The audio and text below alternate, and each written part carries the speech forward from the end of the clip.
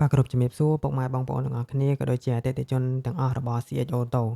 នៅក្នុងថ្ងៃនេះដែរខាង CH Auto បាននាំមកនូវរថយន្តមួយគ្រឿងទៀតហើយបាទដែលជាប្រភេទរថយន្តកម្រនឹងជួបប្រទះមែនទែនដើម្បីយកមកបង្ហាញក៏ដូចជាផុសជូនទៅកាន់ពុកម៉ែបងប្អូនទាំងអស់គ្នាដើម្បីទស្សនាកម្សាន្តបាទនៅខាងមុខបងប្អូននេះគឺជារថយន្ត Lexus LX 470ស៊េរីឆ្នាំ2004បាទគឺជាប្រភេទរថយន្តដែលកម្រនឹងជួបប្រទះមែនទែនពុកម៉ែបងប្អូនទាំងអស់គ្នាបាទគឺខាងប្អូនមិនងាយនឹងទិញបានទេ រថយន្តនេះគឺជាប្រភេទរថយន្តកម្រមួយនៅក្នុងចំណោម100ឡានហើយបងប្អូនអរគ្នាដែលទម្លាក់ពីខាងសហរដ្ឋអាមេរិកមកបងប្អូនអរគ្នាបាទជាប្រភេទរថយន្តមួយទឹកហើយនៅអេតាឡានបានកម្រិតនេះគឺมันងាយមានទេពុកម៉ែបងប្អូនអរគ្នាបាទសូមបញ្ជាក់បាទរថយន្តនេះគឺមិនទាន់បានរៀបចំតុបតែងអ្វីឡើយគឺខាងប្អូនទិញពីម្ចាស់ដើមទី1នៅស្រុកខ្មែរយើងហ៎បាទគឺខាងប្អូនបើកទៅគឺគ្រាន់តែយកទៅលាងទឹកទេបាទហើយប្រញាប់យកមកថតដើម្បីបង្ហោះចែកជូនពុកម៉ែបងប្អូនអរគ្នាទស្សនា បាទបងប្អូនអរគ្នានេះគឺជាសភាពនៃរថយន្តដែលបើកចេញពីផ្ទះម្ចាស់ដើមទី1នៅក្នុងស្រុកយើងណាបងប្អូនអរគ្នាបាទសភាពរថយន្តគឺនៅថ្មីមែនតែនបាទទឹកថ្នាំគឺនៅ original មួយជុំតែម្ដងគឺគ្រាន់តែប្រឡាក់ដីតិចតួចទេខាងបងប្អូនយកទៅលាងទឹកបាទនេះគឺជាសភាពបន្ទាប់ពីបានលាងទឹកហើយបងប្អូនអរគ្នាបាទគឺរលោងតែម្ដងអាចឆ្លោះមុខបានណាបងប្អូនអរគ្នាទឹកថ្នាំនេះគឺនៅ original តែម្ដងបាទទឹកសាច់ទឹកថ្នាំគឺនៅថេរតែម្ដងអត់មានស្លោកសំបីតែមួយផ្ទាំងទេបាទ បងប្អូនអរគ្នាអាចអញ្ជើញមកមើលនៅទីតាំងផ្ទាល់បានបាទដោយសារតែរថយន្តគឺនៅផិនភាគថ្មី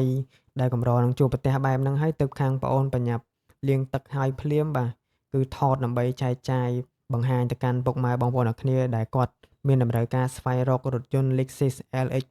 470បាទស៊េរីឆ្នាំ2004មួយនេះបងប្អូនអរគ្នាអាចយកទៅប្រើប្រាស់ដោយទំនុកចិត្តបានបាទខាងប្អូនមាន report របាយការណ៍អំពី Auto Check ដែលបញ្ជាក់អំពីស្ថានភាពរថយន្តពីសហរដ្ឋអាមេរិកមកបងប្អូនអរគ្នាបាទខាងបងប្អូននឹងបង្ហាញទៅដល់ពុកម៉ែបងប្អូនអរគ្នាបាទបងប្អូនអរគ្នានេះគឺជារបាយការណ៍បន្ទុក Auto Check ដែលបញ្ជាក់អំពីផិនភាគនៃរថយន្តមួយនេះពីសហរដ្ឋអាមេរិកផ្ទាល់ណាបងប្អូនអរគ្នាបាទ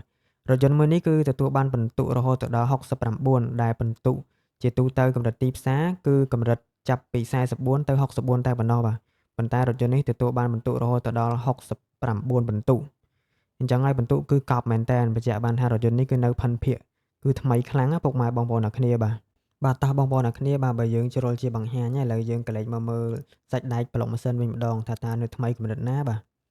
បងប្អូនអរគ្នានេះគឺជាសាច់ដែកប្លុកម៉ាស៊ីននៃរថយន្ត Lexus LX 470មួយនេះបាទសាច់ដែកគឺនៅថ្មីមែនតើសាច់ដែកនេះគឺខាងបងប្អូនអត់ទាន់បានរៀបចំអ្វីទាំងអស់បាទគឺនៅថ្មីស្អាតអញ្ចឹងបាទពីម្ចាស់ដើមតែម្ដង ដែលសាច់ដែកនេះគឺយើងអាចឃើញបានថាគឺអត់ទាន់មានហើរពណ៌សូម្បីកន្លែងណាទេបាទសាច់ដែកទាំងតាមសាច់ដែកនៃថ្នាំអីបាទគឺអត់ទាន់មានខូចខាតអ្វីទាំងអស់បាទគឺនៅ original ពីក្រុមហ៊ុនតែម្ដងសហភាពគឺនៅថ្មីមែនតើដែលបញ្ជាក់ឲ្យបានថារថយន្តនេះគឺប្រើប្រាស់ម្ចាស់ទី1របស់គាត់ហ្នឹងគឺគាត់ថែទាំរថយន្តនេះទៅតាមស្តង់ដារបានល្អមែនតើបាទសាច់ដែកប្លុកម៉ាស៊ីននេះគឺនៅរក្សាភាពថ្មីមែនតើបាទបងប្អូនគ្នាអាចមើលជាក់ស្ដែងទៅតាមវីដេអូដែលបងប្អូនបង្ហាញបាន បាទបងប្អូនអរគ្នាឥឡូវយើង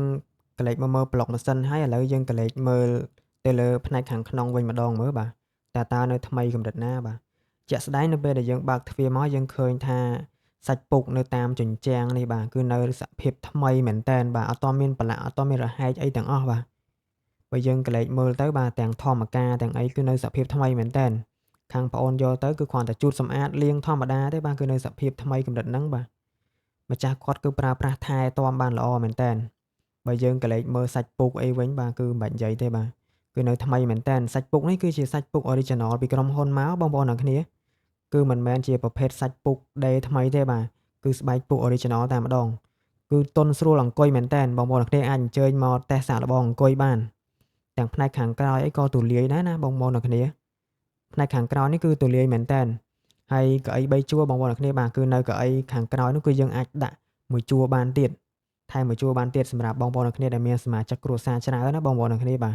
ទមិនតាន់អស់ទេពុកម៉ែបងប្អូនអរគ្នាបាទរថយន្តមួយនេះគឺបានបំពាក់ទៅដោយ Android ក៏ដូចជាកាមេរ៉ាមុខនិងកាមេរ៉ាក្រោយហើយអស់ហើយបាទគឺម្ចាស់ដើមគាត់គឺលេងគ្រឿងតុបតែងច្រើនមែនតែនខាងបងប្អូនអរគ្នាយកទៅប្រើប្រាស់គឺមិនសូវជាចំណាយច្រើនទៀតទេបាទដោយសារតែម្ចាស់ពីមុនគឺគាត់បានបំពាក់គ្រឿងតុបតែង ជាច្រើនដែលតម្រូវការចាំបាច់ហ្នឹងគឺគាត់បានលេងហើយអស់ហើយបាទហើយនៅថ្មីទៀតបងប្អូនអរគ្នាបាទបងប្អូនអរគ្នាអាចមកតេស្តសាកល្បងនៅទីតាំងបងប្អូនផ្ទាល់បានបាទតោះពុកម៉ែបងប្អូនអរគ្នាបាទ បន្ទាប់ពីយើងពិនិត្យផ្នែកខាងក្នុងអំបញ្ញមិញហើយឥឡូវយើងក៏លេចមកមើលផ្នែកខាងក្រៅវិញម្ដងមើលបាទនៅពេលដែលយើងចុះពីលើរថយន្តមកអ្វីដែលយើងចាប់អារម្មណ៍មុនគេនោះគឺសម្បកកង់តែម្ដងដែលសម្បកកង់ទាំង4គ្រាប់នេះគឺនៅកាឡាក្រាស់មែនតើបាទដោយសារតែម្ចាស់ពីមុនហ្នឹងគឺគាត់ទៅតែផ្លាស់ប្ដូរទេបាទគឺទៅតែផ្លាស់ប្ដូរសម្បកកង់ទាំង4គ្រាប់ហ្នឹងទេអញ្ចឹងហើយបានកាឡាកង់ឡាននេះគឺនៅក្រាស់មែនតើបាទអញ្ចឹងពុកម៉ែបងប្អូនអ្នកគ្នាអាចពិចារណាបានបាទរថយន្តនេះគឺការតុបតែងទាំងសម្បកកង់ឬមួយក៏ផ្នែកខាងក្នុងនិងផ្នែកខាងក្រៅក៏ដូចជាសាច់ដែកអីគឺនៅថ្មីមែនតើដែលរថយន្តនេះគឺអត់ទាន់បានរៀបចំទេណាពុកម៉ែបងប្អូនអ្នកគ្នាបាទនៅពេលដែលពុកម៉ែបងប្អូនអ្នកគ្នាចាប់អារម្មណ៍ពុកម៉ែបងប្អូនអ្នកគ្នាអាចមកពិនិត្យនៅទីតាំងប្អូនផ្ទាល់បាននៅពេលដែលពុកម៉ែបងប្អូនអ្នកគ្នាពេញចិត្តនៅពេលដែលបងប្អូនអ្នកគ្នាទិញយកគឺខាងប្អូននឹងរៀបចំជូនពុកម៉ែបងប្អូនអ្នកគ្នាមកស្អាតតែម្ដងបាទគឺអត់ឲ្យពុកម៉ែបងប្អូនអ្នកគ្នាទាស់ចិត្តត្រង់ណាទេបាទគឺតុបតែងឲ្យមកស្អាតតែម្ដងសំខាន់គឺភិនភាគនេះគឺនៅថ្មីមែនតើអញ្ចឹងហើយបានខាងប្អូនបញ្ញាប់ថតចែកជូនទៅកាន់ពុកម៉ែបងប្អូនគ្នាដែលមានតម្រូវការទៅលើរថយន្តមួយនេះបាទដែលជាក់ស្ដែងដូចពុកម៉ែបងប្អូនគ្នាបានឃើញអញ្ចឹងបាទរថយន្តមួយនេះគឺកម្រនឹងជួបប្រទះមែនតើដែលនៅសភាពថ្មីបែបហ្នឹងហើយដោយ Auto Check ដែលបានបង្ហាញអញ្ចឹងបាទរថយន្តមួយនេះគឺទទួលបានពិន្ទុរហូតដល់69ពិន្ទុ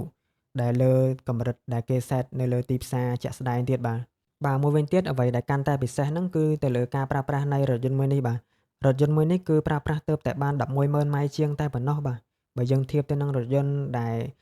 ចេញស៊េរីក្រោយៗមួយចំនួនគឺប្រើប្រាស់ច្រើនមែនតើអញ្ចឹងហើយបញ្ជាក់បានថារថយន្តមួយនេះគឺភិនភាគគឺនៅថ្មីមែនតើទាំងប្លុកម៉ាស៊ីនសាច់ដែកក៏ដូចជាផ្នែកខាងក្នុងអីគឺនៅសភាពថ្មីមិនចាញ់រថយន្តស៊េរីក្រោយៗនេះប៉ុន្មានទេបាទដោយសារតែរថយន្តមួយនេះគឺប្រើប្រាស់តិចអញ្ចឹងហើយភិនភាគគឺកម្រនឹងប្រទះជួបមែនតើអញ្ចឹងហើយគឺខាងប្អូនបញ្ញាប់មកថតដើម្បីបង្ហាញទៅដល់ពុកម៉ែបងប្អូនអ្នកគ្នាដែលមានតម្រូវការទៅលើរថយន្តមួយនេះបាទអញ្ចឹងសម្រាប់ពុកម៉ែបងប្អូនអ្នកគ្នាដែលមានចំណាប់អារម្មណ៍ទៅលើរថយន្តមួយនេះបាទបងប្អូនអ្នកគ្នាអាច inbox មកកាន់ Facebook page ដែលប្អូនបង្ហោះនឹងផ្ទាល់បានឬមួយក៏ពុកម៉ែបងប្អូនអ្នកគ្នាអាចធ្វើការ contact មកកាន់លេខទូរស័ព្ទ3ខ្សែដែលខាងប្អូនដាក់នៅលើ caption ហ្នឹងបាទឬមួយក៏ពុកម៉ែបងប្អូនអ្នកគ្នាអាចអញ្ជើញមកទីតាំងប្អូនផ្ទាល់បានតាមរយៈ Google Map ដែលខាងប្អូនបានដាក់នៅលើ Facebook page caption នៅខាងលើនឹងដូចគ្នាបាទអញ្ចឹងអរគុណមែនតើបាទសម្រាប់ពុកម៉ែបងប្អូនគ្នាដែលតាមដានទស្សនាវីដេអូនេះតាំងពីដើមរហូតមកដល់ចប់